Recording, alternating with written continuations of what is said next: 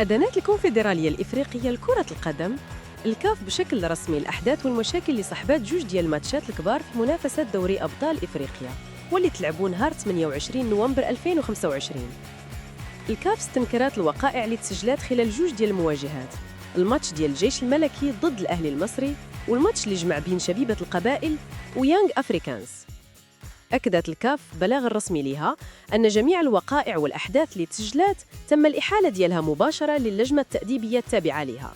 الهدف من هذا الإجراء هو فتح تحقيق شامل وتأكيد الإجراءات الصارمة والضرورية اللي كيفرضها القانون ديال المنافسة. بما أن الملف داز للجنة التأديبية، فهذا الشيء كيعني أن الأندية المعنية ومنها الجيش الملكي معرضة لعقوبات مختلفة اللي ممكن تكون قاسية على حسب خطورة الأحداث المسجلة.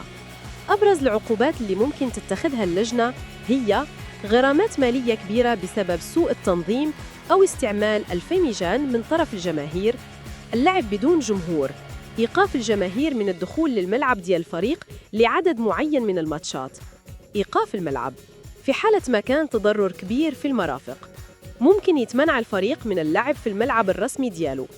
عقوبات على الأشخاص، إيقاف بعض اللاعبين أو المسؤولين اللي تورطوا مباشرة في إثارة المشاكل. القرار النهائي غادي يتحدد من بعد ما تكمل اللجنة التحقيقات ديالها كاملة بناء على التقارير الرسمية المقدمة.